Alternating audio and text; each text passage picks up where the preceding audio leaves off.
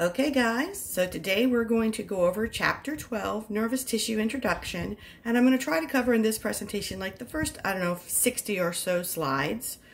So first part of Chapter 12. So we'll just go through the learning outcomes here. There we go. So, the nervous system. We've talked about the nervous system before, back when we introduced organ systems, and it has various organs like the brain and spinal cord. It includes all receptors for senses, so eyes, ears, taste buds, for hearing, for touch, for temperature, for balance. It also includes all of the connecting fibers that connect to other systems that we call nerves.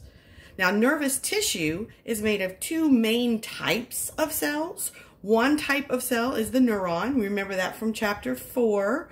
It kind of looks like a little bit of an alien looking thing. And it's the main cell that generates electrical currents that send information to and from body systems. The other type of cells are called neuroglia, or glial cells for short. And this is the chapter where you get to learn about all of the 6 individual kinds of neuroglial cells. Okay, so before we just said there are neurons and glia, now we're going to dive into the glial cells themselves. Now they're there to help support the neurons, and they help hold and preserve the structure of the nervous tissue overall. So we can take and build a giant outline of the nervous system. And the first split in our outline is we have the central nervous system on one side and the peripheral nervous system on the other side. Now, peripheral means to the sides. So the central nervous system is going to be made of the brain and spinal cord, and then the peripheral nervous system is everything that is going to bring signals to and from the body that isn't a part of the brain or the spinal cord. So the central nervous system, we're going to call it the CNS, is only the brain and spinal cord. And what it's made of is nervous tissue. Okay, so we just talked about what makes nervous tissue, neurons and neuroglial cells. It also has its own connective tissues. It needs a huge supply of blood, so it's going to have blood vessels. Okay, all of those are going to be part of this central nervous system. Its job is to coordinate and process all sensory data coming to and from the body. So it's the body's way of interacting with the outside world and changing internal environments. So it has 2 divisions. It has motor commands. Motor commands are going to be leaving the central nervous system, and they're going to go out to control things like organs, muscles, okay? It's going to have a sensory division where we're going to have incoming information. So there's going to be a sensory side to things and a motor side to things. The brain itself actually has this other more nebulous area that are called higher functions of the brain, which involves several areas of the brain at once, and we completely do not understand how this works yet. So if you're looking for answers in this chapter, in Chapter 14 on how your brain works, we're going to tell you the best we know of right now, but a lot of it is going to be still unknown. So things like what makes intelligence, how do we form memories, what is learning, what are our emotions and what controls them? What are things like social feedback? Okay, so all of this is going to be encompassed within the central nervous system in the brain, but again, we're not going to have all the answers. We're going to give you in these couple chapters our best knowledge as of right now. So, the peripheral nervous system then, anything that is nervous tissue that's not in the brain and spinal cord. So any neurons that are not part of the brain and spinal cord, any of the long extensions from those neurons known as axons, any sensory receptors, and all of your like neuromuscular junctions where you have the end of an axon interacting with a muscle cell, that end of that axon, that's going to be part of the peripheral nervous system. So we're going to have a couple of terms that are the very same structure, but their name changes depending on whether they are part of the central nervous system or whether they're part of the peripheral nervous system. For example, if we have a lot of neurons together and we have all their cell bodies together and then their axons travel together in a bundle, if that bundle of axons is inside the brain or the spinal cord, we're going to call that bundle of axons a tract, T-R-A-C-T, a tract. That very same bundle of axons, let's say we have another set of neurons that's outside the spinal cord, or we have the neuron cell bodies are in the spinal cord, but once the bundle of axons leaves the central nervous system, that same bundled structure, instead of being called a tract, gets a new name. It's just called a nerve. So it's the same thing. So a nerve or a tract are both a bundle of myelinated, we'll learn what myelin is in this chapter, axons that are traveling together. They're a structure made of a bunch of bundled up axons. If it's in the brain and spinal cord, we're going to call it a tract. If it's in the peripheral nervous system, we're going to call it a nerve. Now, in the peripheral nervous system, we also have two major classes of nerves. We have nerves that come out of the spinal cord. We actually have 31 pairs of them. And since they go from the brainstem, the signal is going to go through the brainstem to the spinal cord and then out to the nerves. Those are called spinal nerves. We also have 12 pairs of nerves that are never a part of the spinal cord. They actually come directly from brain regions and then go out to various areas of the face, the head, the neck, and the shoulders. These nerves, since they are not part of the spinal cord, are going to be called cranial nerves. Okay, now functionally, we can also divide the peripheral nervous system into its two main functions. One function is sensory information gathering. So all the receptors out at all the various body parts are going to collect information about our body and about our environment. And they're going to be sending those signals up towards the brain to be processed. That is called the afferent division. So incoming sensory information travels up to the brain through the afferent division. And then after the brain makes a decision on how to handle this new incoming data and what changes the body needs to make, those types of signals that are leaving the brain and then coming down through the peripheral nervous system, those outgoing signals from the brain are going to be called the efferent or efferent. You can say it either way. Efferent division. So motor commands coming from the brain going downward are going to go to muscles, like our skeletal muscles. We're also going to go to involuntary muscles like cardiac muscle and smooth muscle. It's going to go to glands, and believe it or not, your brain actually even tells your adipose tissue, your fat, what to do. So upgoing signals toward the brain are the afferent division or sensory division. Down signals away from the brain are the efferent or motor division. Now, we mentioned this word a few times, a receptor. A receptor is going to be a specific structure on the outside of a cell or inside of a cell that can detect a change or respond to a specific stimulus. The receptor can actually be part of the neuron, or it can be a separate specialized cell, and it can be a single cell or a bunch of cells clustered together like in our eyes and our ears. Effectors or effectors, you see the word effect there. They are the ones that actually change something about the body after receiving input from the nervous system. So these are target organs that respond to motor commands coming from the brain. The efferent division, that downgoing signal division of the peripheral nervous system, we're continuing our outline. So now we can split that one into somatic nervous system. Now, soma means just the body. Somatic is another way of talking about our skeletal muscles. So these are our voluntary muscle movements. Okay, so coming through skeletal muscles, and we can have involuntary reflexes that come down through this. We'll talk about reflexes in another chapter, okay? The other division of the peripheral efferent side of the peripheral nervous system is called the autonomic nervous system. Now, you know me, you know I like to do word substitutions like ionic, I own it. So every time you see the word autonomic, I want in your brain for the definition and the word switch to happen to automatic. So all the downcoming signals from your brain are either thoughts that you think about, I want to move my finger, right? So that would go through the voluntary or somatic nervous system. All the other things that happen in your body that you don't have to think about because they happen automatically are all controlled by the autonomic nervous system. So that's any subconscious action, contractions of the other two types of muscles, smooth or cardiac, and any gland that secretes is going to be controlled by the autonomic system. And then finally, we get to split the autonomic nervous system into two divisions, the sympathetic division and the parasympathetic division.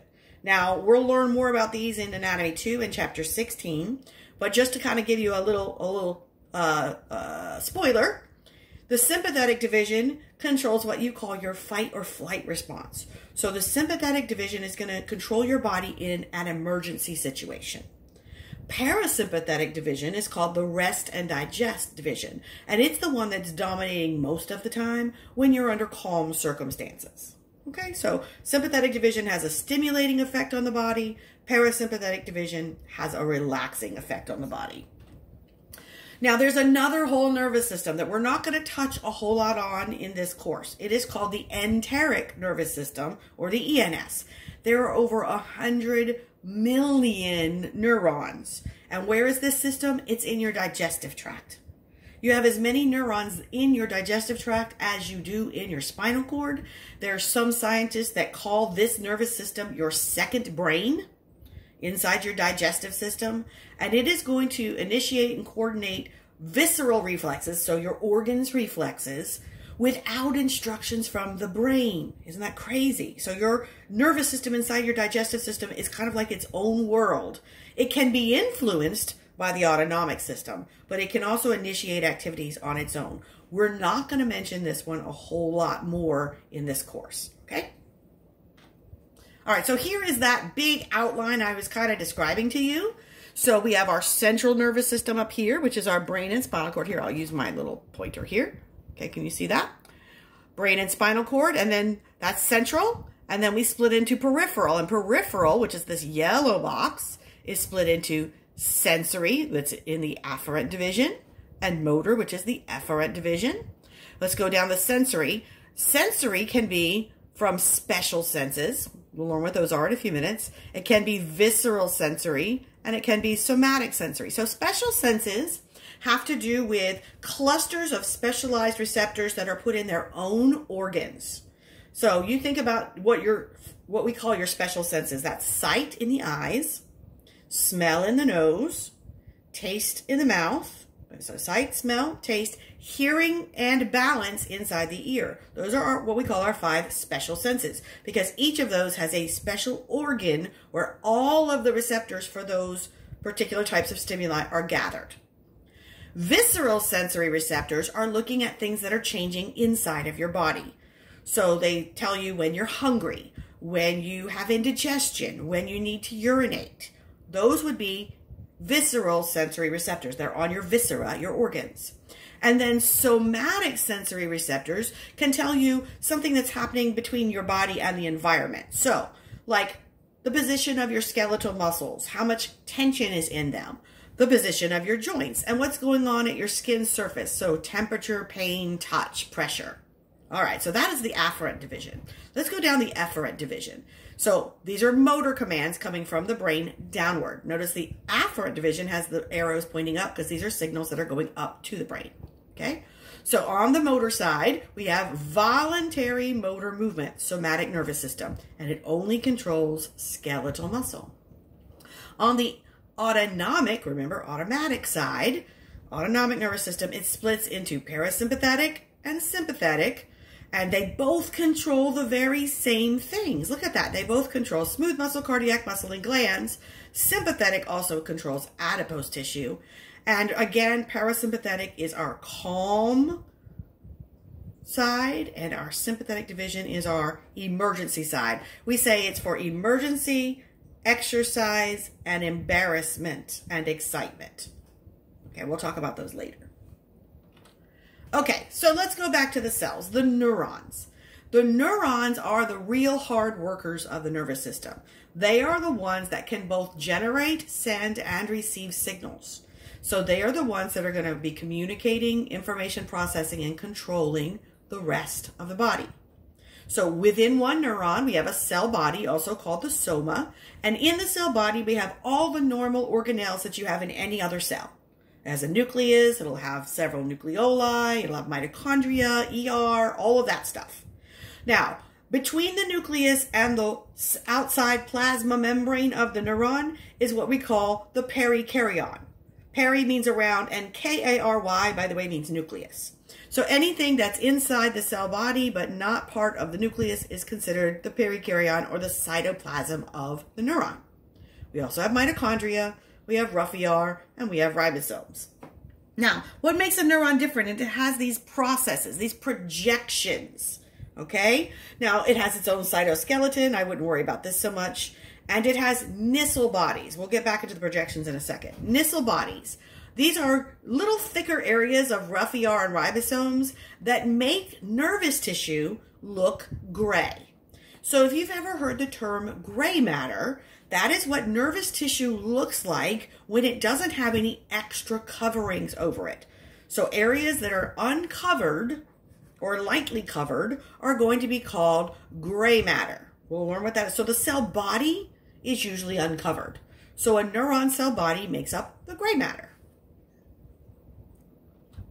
Now, I mentioned the processes. So there's two kinds of long extensions that come off of the cell body of a neuron. One set of them are called the dendrites. And they are sometimes short, sometimes longer. They are really, really branched. And on the branches, you'll see tiny little thorns called dendritic spines. Now, the dendrites are the receiving area of the neuron's existence. Okay, so imagine them kind of like antenna. So they're out there waiting to receive signals. They have so many branches and little thorns on them that they actually make up 80 to 90% of the neuron's surface area. You used to think that you got a new wrinkle in your brain whenever you learned something new. We learned that that was false. However, it is true that every time you learn something new, you get a new little dendritic spine on a neuron. So the thornier your dendrites are, the more knowledge you have. Now, on every neuron, there is at most one really long cytoplasmic process for sending signals. It is called the axon. Now, these can be extremely long. They can be several, 33 centimeters long. I mean, you saw me point on my neck from like where the neuron would start in the brain, the first neuron, and then we'd have to make it all the way down to the spinal cord. So they can be several inches long, maybe even a foot long or more. So since they are such long areas of a single cell, we kind of divide them out from the rest of the cell. So instead of just talking about the cytoplasm of the cell body, we call that one the perikaryon. The cytoplasm of the axon, we're going to call it the axoplasm.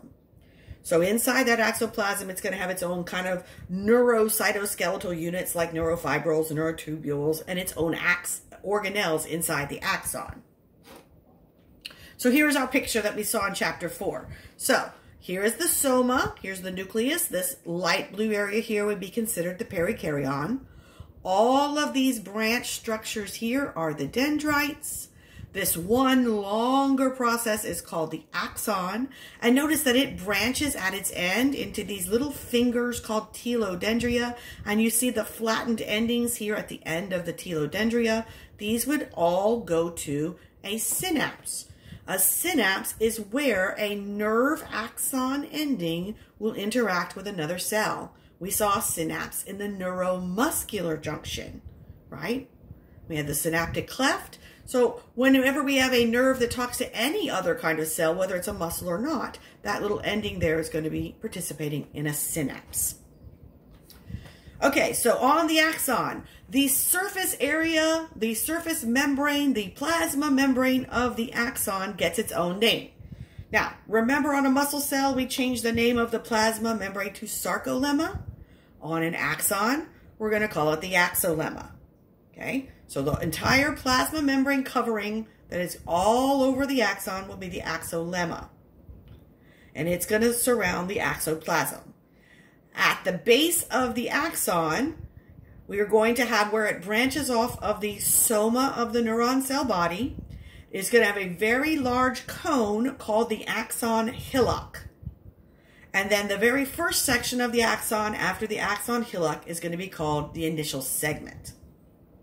So here's a more detailed diagram. So let's focus in on this area right here. So we can see this is the soma. These are the dendrites. We see where the axon is going to come off of the soma. We have this very large cone. This is called the axon hillock. And it's not just a structural area of the neuron. It's actually going to be a calculator. It's going to add up all the go signals and stop signals coming into this neuron from other neurons and determine whether or not this neuron is going to send a signal. And then right after the axon hillock, this first area of the axon would be my initial segment. Now notice in this diagram we see something new. We see that we can actually branch off of an axon, and this would be called an axon collateral. And then this diagram also follows this axon all the way down to the telodendria, and then each of the individual axon terminals that are in synapses with this other neuron. Notice another thing. Since these are the synapses out here, the cell that is coming before the synapse and is sending the signal is called the presynaptic cell or presynaptic neuron. And this cell over here that's drawn in purple, that is going to be on the other side of the synapse that's receiving the signals, is called the postsynaptic cell. Okay, so as I mentioned, the axon can branch. It can branch and have a side branch that's called a collateral. It gets to the end and it branches into these fine little, I think they look like alien fingers, called telodendria. And then at the end of each of the telodendria are axon terminals or synaptic terminals. Now, we can classify neurons by the structures of their axons. Now, remember when I said that you had at most one axon? That means that at least you can have 0 axons, right? So there are axons called, or neurons called which means without, axonic neurons. That means that we can't even tell which of the little processes coming off is an axon. It doesn't have a true axon hillock. And so these we're going to find in the brain and special sense organs. They're fairly rare, okay? But that is one class of neurons. A little bit more prevalent class are called bipolar neurons. They're still rare, but they are located in isolated places where we can observe them. They have one dendrite and one axon, both on either sides of the cell body. And these are in particular areas in special sense organs such as in your eyes, in your nose, and in your ear. Unipolar neurons have only one extension and the cell body hangs off the side. Most of the peripheral nervous system sensory neurons look like this. They are unipolar. We're going to see a diagram in just a second. And then we have multipolar. So far, all the diagrams we've shown you of the multiple dendrites on one cell body with one axon, those are all multipolar neurons, and these are really common in the brain and spinal cord, the central nervous system. Any motor neuron that controls a skeletal muscle is going to be a multipolar neuron as well. So let's look at some diagrams. So here's the summary diagram. Here's an anaxonic neuron. Can't really tell which one of these is going to be sending signals. This is a bipolar neuron, so the cell body is sandwiched between the dendrite and the axon. This is a unipolar, meaning it's got one long extension and the cell body hangs off the side. And then here is our multipolar neuron. Now the slideshow here is going to go through each of these one at a time. Okay, so you can take a look at those. So that's classifying neurons by structure. We can also classify neurons by their function. 2 of these we've already mentioned in today's talk. The third one we will introduce in a second. So the 3 divisions are sensory neurons, motor neurons, and interneurons. Sensory neurons belong to the afferent division. So they're going to be gathering information about the body or about the outside environment and taking it towards the brain. They are usually unipolar. Their cell bodies are going to be outside of the brain and spinal cord. So here's another one of those dual terms. So if you have a bunch of neuron cell bodies clustered together and it's inside the brain, that cluster of neuron cell bodies is going to be called a nucleus. Now, I know we've used nucleus for everything from atoms to cells already, but this is another use of the word nucleus. So inside the middle of the brain, in the middle of a whole bunch of pathways, if you see a little cluster of neuron cell bodies, it will be called a nucleus. Same thing if we have a cluster inside the spinal cord. It's a nucleus. If we take that same structure, a cluster of neuron cell bodies, and we have those cell bodies not in the brain or spinal cord, we change the name of the cluster from nucleus to ganglion. And a group of several ganglions, instead of saying ganglions, you would say ganglia. That's the plural. Okay, so ganglia are multiples of ganglion. Okay, so since these sensory neurons are usually attached to receptors like out in your skin, the cell body for that neuron is not going to be in the spinal cord. It's going to be outside of the spinal cord, and we're going to cluster them together, and they're going to be called sensory ganglia. They're also going to have long processes called afferent fibers. So these are basically going to be long stretches of either the dendrite or the axon that go from the sensory receptor and then will go past the cell body, and then it will go into the spinal cord, into the central nervous system. Okay, so these are all carrying incoming signals towards the brain. We're going to have ones that are coming from the external environment, your body's conditions outside. These are called somatic sensory neurons. Again, they're going to take on things like temperature, pain, touch, vibration, pressure, body position, and things like that. Visceral sensory neurons are looking at the internal environment, internal body temperature, things like, the feeling of hunger, the feeling of needing to use the bathroom. Now, there are going to be types of sensory receptors even more finely defined and split up. Intero, you see inter in there, are looking at internal systems like digestive system, urinary system, and internal senses like how much stretch are you having in your muscle or tendon, how much deep pressure is being applied, how much pain. Exteroreceptors are looking at what's happening outside of you, like temperature or information coming in through your eyes, your nose, your ears. And proprioceptors. I love proprioceptors. I wish we were in class so I could bring up a student and demonstrate proprioceptors. But these are able to tell what is your position of your body in three-dimensional space.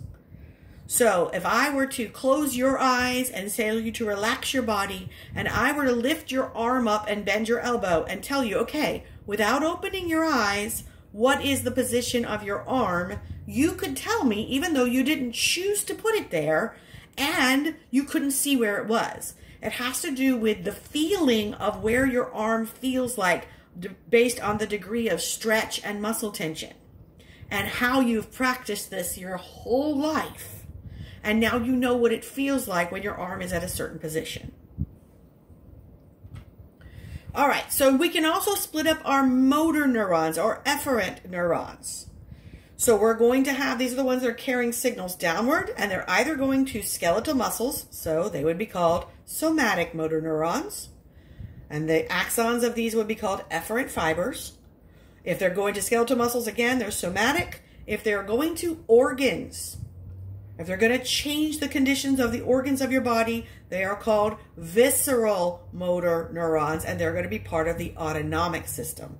Things like smooth and cardiac muscle, glands, and adipose tissue. Motor neurons. They're going to take signals from the central nervous system all the way down to visceral organs, and they're going to cross autonomic ganglia. Now, remember, I just told you what a ganglion is. So this is going to be another cluster of neuron cell bodies along the path that is not inside the brain or spinal cord. So we're going to say now that the neuron that's before the cluster is called the preganglionic neuron, and its axon would be called a preganglionic fiber. And the neuron after the ganglion, they're going to synapse in the ganglion, is the postganglionic neuron, and its axon will be the postganglionic fiber. I know, I kind of sound like Charlie Brown's teacher right now, like the wah, wah, wah, wah, wah, wah. Just bear with me, guys. Bear with me. The last category of neurons are called intern neurons. These are amazing. They actually make up the interconnections between brain regions, and they can help you coordinate information from several brain regions at once to come up with a plan to deal with a situation. So most interneurons are located in the brain and spinal cord. They are sometimes between a sensory neuron and a motor neuron. They're responsible for distributing all sensory information and coordinating motor activity or muscle activity. And they were involved in higher functions like memory, planning, and learning. All right, I'm going to stop here. I said I was going to go to slide 60, but this is already 30 minutes long. So we will pick up at the next video at slide 34 in chapter 12.